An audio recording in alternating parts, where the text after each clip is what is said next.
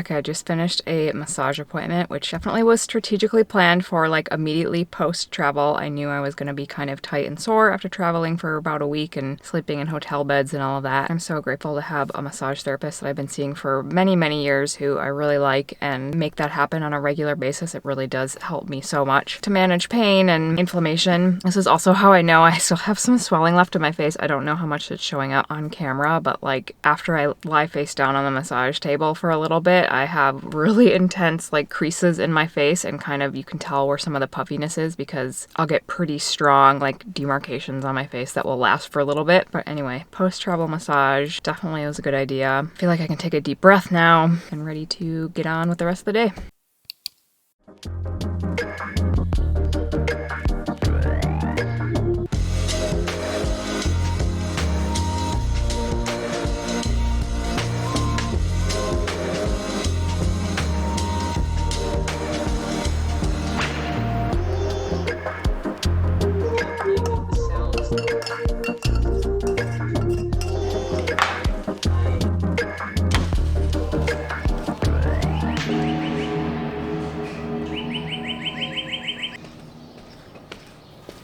Okay, it is Saturday morning. I'm about to head into the gym to train a client, and then I have a chiropractor appointment after this. I've still had a little bit of that weird neck thing that I mentioned, where like I get this really deep tension on the right side of my neck, and it's nothing like I've ever experienced before, even though I've had years or really my whole life I've had head and neck tension, but this is different than how I've ever experienced that before. I think it has to do with my Invisalign because I know I've mentioned this previously, but we're really working more on the right side. And I've definitely noticed more shifts in my teeth since I started this new round of Invisalign a couple weeks ago. So I have a feeling it's just sort of like my whole body is trying to adjust to that. But it's just kind of weird because it seems to get triggered off and on. So like even while I was out of town, I'd have like one night where I'd wake up and I could barely move my head, like barely turn my head from side to side. It would feel so restricted, and then kind of go away throughout the day. And then I'd wake up the next day and it'd be like completely gone. And then I would go maybe a day or two where it felt fine, and then I would wake up and the next day it would be terrible again. So I'm kind of wondering if like because at night I'm wearing the Invisalign for a longer stretch than during the day, I'm obviously taking them out from time to time to eat or drink. And so maybe it's just that like having them in for, 8-10 hours straight, and then maybe something with like sleeping. I don't think I'm really like clenching or grinding my teeth. That's never been an issue for me. But anyway, that's my theory that has to do with the Invisalign and having them on at night, that sometimes it's just triggering this tension in my neck. So massage has really helped. Chiropractic always really helps for me. I think if I keep up with those things through this transition period, I'm hoping this will just be a phase and it's not gonna stick around too long. But anyway, gonna go into the gym, train this client, get to the chiropractor, and hopefully get the last of this residual tension out of my neck. Okay, well that was sort of weird. I did not end up actually going to the chiropractor because I got so detoured by crazy traffic. There is a lot of road construction going on. This is what happens every spring in Minnesota. As soon as it's nice enough out, like every road gets under construction and it's basically impossible to get anywhere without running into a detour. So I ended up getting so turned around that by the time I could get back to where I needed to be to actually try to get to the chiropractor, I was gonna be so late. Luckily, my chiropractor is very flexible and I just texted him and told him I was going to reschedule for next week. But I feel like I just drove around in circles for like 20 minutes and then ended up just going back home. So that was kind of a bummer. But anyway, I'm just making another batch of quick pickled onions, and I just wanted to show how easy this is. This has become something that I've been making like every week. So I chopped up an onion, just stuck it in this jar, which this has now become my designated pickled onion jar because it will forever smell like pickled onions. Just fair warning, whatever vessel you use for this, you are never gonna get that smell out. But got the onion ready to go, and then just simmering some water and vinegar. So it's equal parts water and vinegar and a little bit of salt. Just kind of simmer it until the salt dissolves and pour over the onion. Oh, I guess I need more. Okay, so clearly I need a little more liquid, but you just fill it up until it's covered and then just let it sit for a couple hours and you have pickled onions. Okay, it's much later in the day. I'm just making some dinner, but I wanted to share this kind of protein hack, I guess. I feel like maybe I shared this once before because I think the first time I tried it, I was actually traveling and I didn't really have much food, or I was trying to like use up whatever food I had left before I went home or something like that. But anyway, I took some tomato sauce that I had and added some bone broth and basically made tomato soup. And I wasn't really sure how it was gonna work, but it was actually really good. It was super easy, obviously. Sometimes I just like want a bowl of soup, but I don't want to go through the whole process of making it. And by adding some bone broth in there, I'm getting some protein. But you could totally just do this with vegetable broth or chicken broth or something like that. You weren't trying to get extra protein or whatever. But I just was craving some soup today and had some tomato sauce and some bone broth. So super easy food prep hack / protein hack.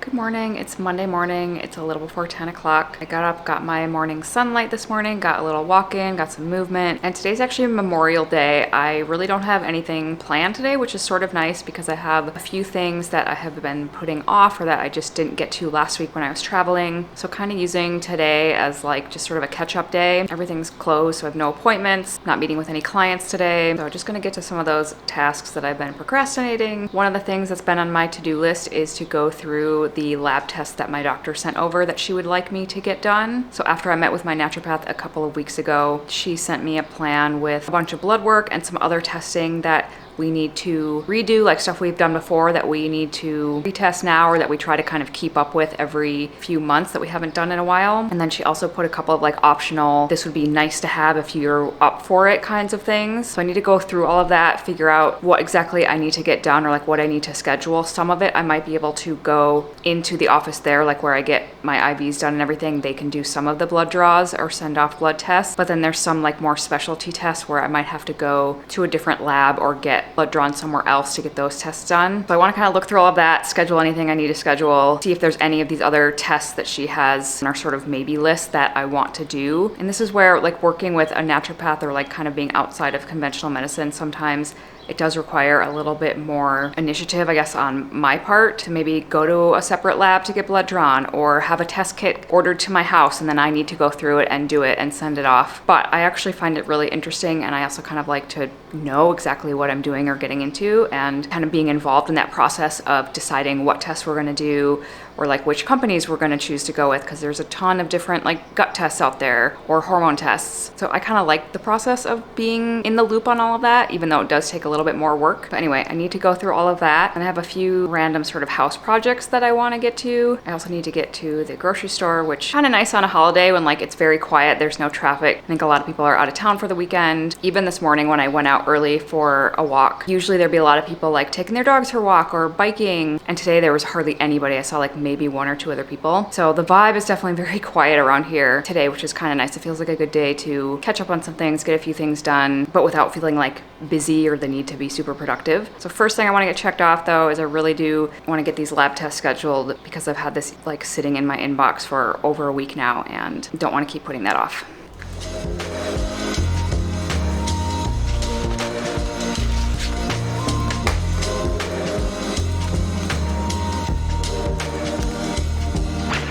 Okay, so looks like we have, so this is all of the tests we're going to do for blood draw. And this will be like a fasting blood draw, like early morning blood draw, because we're doing some cortisol testing. We're doing a bunch of hormone testing like thyroid, estrogen, progesterone, testosterone. Let's see. Things like vitamin D, comprehensive metabolic panel, kind of redoing all the things. I know it's been a little bit longer than we normally would go to test some of these things. So it's really time to update the data that we have and make sure that we're tracking all of these things over time. We'll have to go to a different lab to do these tests, get that blood draw done, and my doctor will send over all the test requests to the lab where I'll go for the blood draw, or I can just like bring this in with me or send it to them ahead of time. And then the results will go back to my doctor and we will schedule a session after that to go over everything. Because I will have to do an early morning fasting blood draw for this, what I've done in the past is actually used a service where a lab technician comes to you, which is really nice because there are a few labs near me where I could go get this done, but often it's really hard to schedule an appointment or like an early morning appointment, and usually the first time that they can do is like maybe 8 a.m. Sometimes it's later, like 9 a.m. And I'm up so early anyway and like would much rather just get it done first thing when I'm already fasting overnight and be able to just get on with my day. So in the past I've used this service where like somebody will come to my house at like 6 a.m., do my fasting blood draw, take that back to the lab and send in all the tests. And it's just such a convenient way to get it done. So that will probably be what I do again. And then we're gonna order 2, maybe 3 other test kits that are gonna be shipped to my house. 2 of them are sort of environmental toxin test kits, just to, again, kind of check in, see if there's anything that is sort of surprising. Are there any weird environmental toxins that could be in my system that needs to be addressed more aggressively? I mean, we know about the heavy metals, but things like mold or forever chemicals, the PFAS, BPA, stuff like that, there's a lot better testing now to really understand what is in your body and what I might be getting exposed to maybe more on a daily basis that I might not be aware of. So that was 2 of the tests that we're gonna be ordering. And then there's one that's also like a gut test. It's one that we haven't done before. And I can't remember if we chose this particular one because it tests for things that are a little bit different maybe than some of the other ones, or just more as a comparison to what we already have and kind of to get an updated look at that. It's a different gut test than I've ever done before. So that is a third one that I'm not entirely sure we're gonna do right now, because I am planning to do gut testing in the future where we're going to kind of make a science experiment out of it and do split sample testing where I will send in 2 test kits of the same company, like from the same day, to see how accurate those results are or to see how similar they are, because we're going to be doing that probably by the end of the summer. I'm not sure if we want to like wait and kind of include this other gut test in all of that, or just do it now and kind of get some of that information ahead of time. But either way, gonna have at least 2 other test kits sent to me, maybe 3, and then we'll get this blood draw scheduled, and we'll be getting a lot of test results back probably in the next couple of months. Okay, so I got my lab test scheduled for this Friday. They're gonna come to my house between 6 and 7 a.m. on Friday, get my blood drawn, and then not sure how long it will take for the other test kits to get mailed to my house, but I'm guessing I'll probably see those by next week, maybe by the end of this week, but probably next week. On a sort of related note, I was mentioning previously about the low-dose naltrexone that I had stopped taking prior to my cosmetic surgery. And then I had a whole conversation with my doctor about it, about whether it was something I should go back on. I had noticed a few things being off of it for almost a month, because it's a medication that I had been on for quite a while and hadn't really taken a extended break from it. So it was kind of an interesting experiment to see like, how do I feel without it? And then starting it back up again and sort of slowly ramping up my dose. What do I notice, or how am I feeling now that I'm back on it? Been back on it now for a couple of weeks. So I started off at like half the dose that I was on previously, did that for about 2 weeks. And then I'm now back at the 3 milligram dose, which is where I was prior to my surgery or prior to taking a break from it. And I have to say, I feel a lot better. I think it really, really does help me. I have less pain and just like less discomfort in general. I feel less foggy and tired. Like that whole time I was feeling very tired in the afternoons in particular. Like I felt like I had a real, not just energy crash in the afternoon, but like full on motivational crash. Like I just felt very blah and like didn't want to do anything. I'm usually a person that likes to get things done and kind of check things off my to-do list, and like I just had sort of no desire to do that. I just kind of felt like I wanted to be a blob. And part of that, I mean, honestly, part of that could have just been recovering from surgery and being still a bit fatigued, but it was so consistent on a daily basis, and it was so much kind of like a full body blah feeling that it was really noticeable to me. And now that I've been back on the naltrexone, what I have noticed is just, it's almost like my whole mood is better. It kind of feels like the lights got turned up a little bit, if that makes sense. I don't know if that's mainly just because my energy feels a little bit better, less pain, my body feels a little bit better,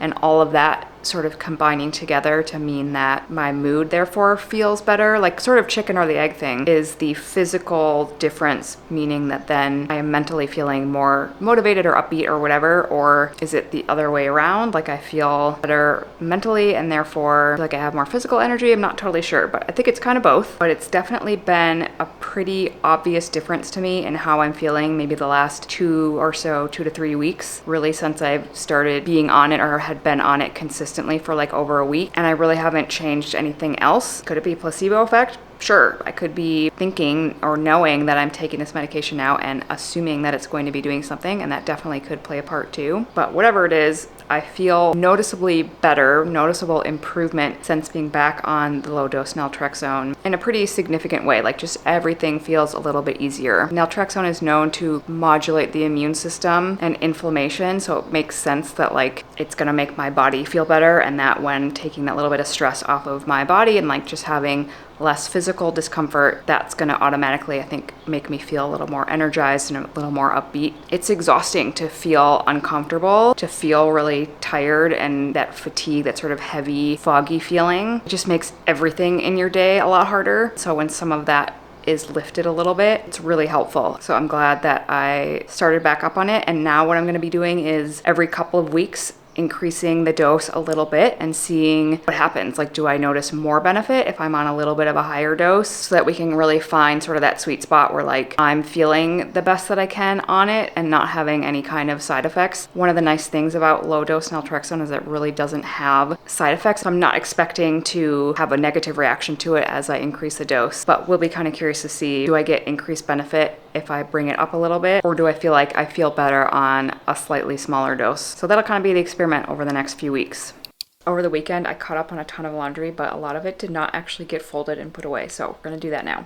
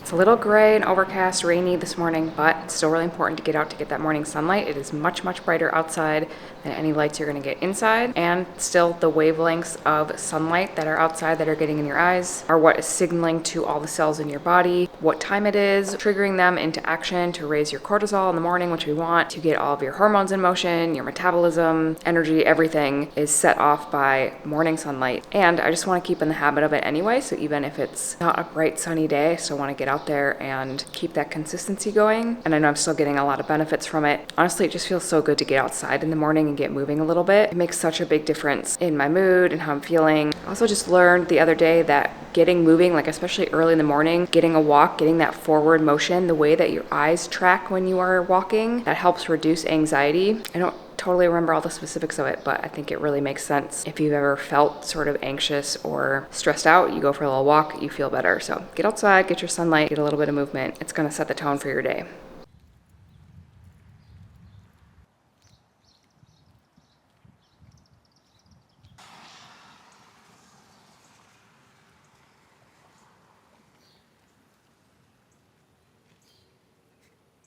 But the group, the Gaza Humanitarian, separate effort to bring aid to Gaza. Strategy to defend Hamas, where it has displaced all of these distribution points. It's a no-go area, hub for aid.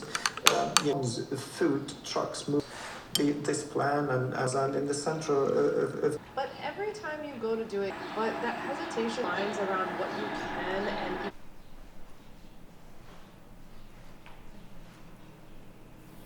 I'm about to head into an IV infusion appointment. So I'm doing an IV about once a week, and I alternate between 2 different IV infusions based off of what my naturopath has recommended for me. So one of the ones I do is for liver support and kind of like helping with detoxification. And then the other one that I do, which is the one I'm doing today, is NAD.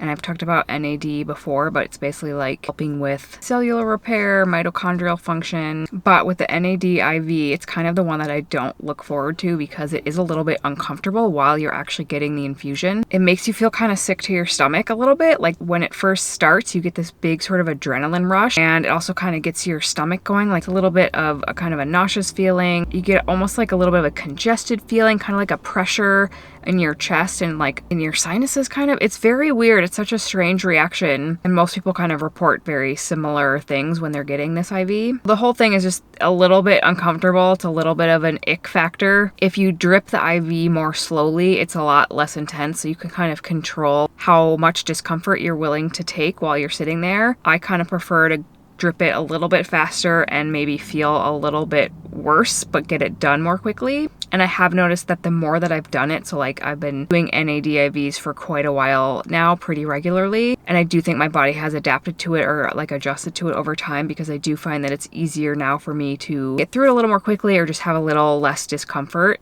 But I've heard stories of people that like really have a harder time tolerating it, or just when they first start it, that they'll be there for like several hours just to get through this IV drip, because in order to not feel terrible, they have to drip it so slowly. So I'm glad that it's not that bad for me, but it is a little bit like going into it, I have to kind of just mentally prepare myself that it's not going to be the most pleasant, 45 minutes or so. I'll try to bring the computer, get some work done, or do something to kind of distract me. I'm not just sitting there focusing on the discomfort of it, but there is enough evidence to support NAD being beneficial at a cellular level and like with DNA repair and stuff like that, that I'm willing to tolerate it. And really, like I said, it's only maybe 45 minutes, maybe an hour at the most if I'm dripping it more slowly, if I'm just feeling it more that day. I'm gonna head in, get my NAD IV, and just remember all the benefits it's bringing me as I'm sitting there.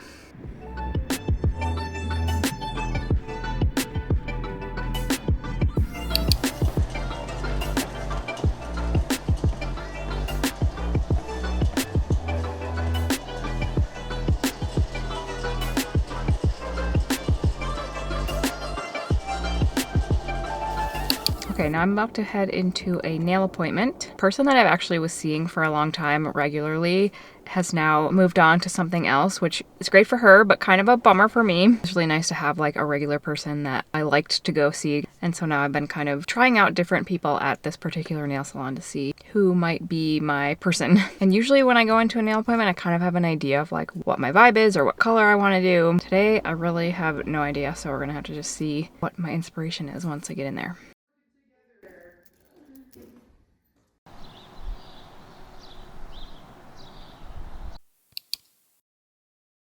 Okay, it's now Wednesday afternoon. I had a red light therapy appointment this morning and also finally got to the chiropractor after my missed appointment last weekend when construction had me so turned around that I had to reschedule. So it was nice to get that in, and I literally like fell asleep in my red light appointment this morning. I had done a leg workout and then I went right to the red light appointment, like laid down in the red light bed, and pretty sure I legit fell asleep in there, which is also kind of a nice little nap. But there's one other little house project that I wanted to get done. It involves the bookshelf that I moved a few weeks ago. It had been in my bedroom. I kind of moved it to the front entrance area, but I'll show you what I'm gonna do and see if I can get this done pretty quickly, get it checked off my list, because I basically had part of this bookshelf like sitting in my bedroom for the last couple of weeks and I wanna get it out of there. So this bookshelf actually has a whole other section to it, which is over here. And I had basically just taken it off or like not been using it because I wanted to have a lower bookshelf. I want to see what it looks like with the extra level on it so that I have a little more storage space here. And then I'm thinking about removing this whole stick thing and putting the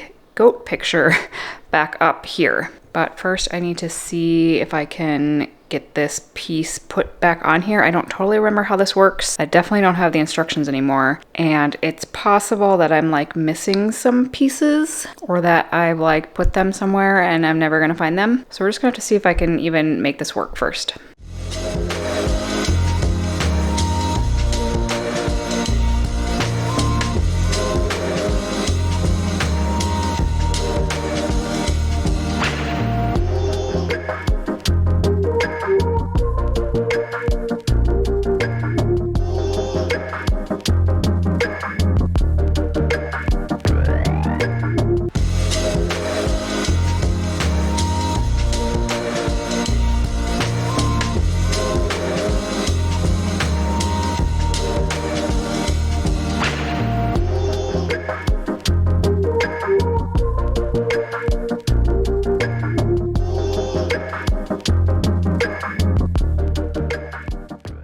Okay, this is what we've got for now. Not entirely sure how I feel about it. I didn't end up actually putting the whole thing completely together, so usually there would be like another set of the vertical things in between there, and this would be even taller. But I didn't really want it to be that tall, and also I definitely was missing pieces that would put it together, so it wasn't gonna work anyway. But I'm gonna leave this here for now, kind of get used to it, see what I think. Probably want to like rearrange some stuff on here, or maybe add some things other than books, maybe take some of the books away. I'm not totally sure. I really like this goat picture and want to keep it somewhere. I think if it were actually hanging, that would be better. But for now, just gonna kind of let this sit for a few days, see what I think. And I can always kind of mess around with it some more another time. I'm gonna end off this video here. I feel like that goat is watching over my shoulder. But over the next few days, I have a skincare appointment tomorrow. It's the first time I'll be seeing my skincare person since my surgery and laser treatment. So I'm very curious to see what she thinks, or like kind of how my skin is doing at this point. And Friday morning is when I have my blood draw appointment for all of the blood tests that my doctor has ordered. I also want to do a little cosmetic surgery recovery update now that I am like 10 weeks post-op. There's some things that I have noticed over the last couple of weeks, some things I'm still kind of like waiting to fully heal. So that will be where we kind of start off next week's video. And thank you as always very much for watching, and I'll see you soon. Say goodbye, goat. I think this goat needs a name, so if you have any ideas, let me know in the comments.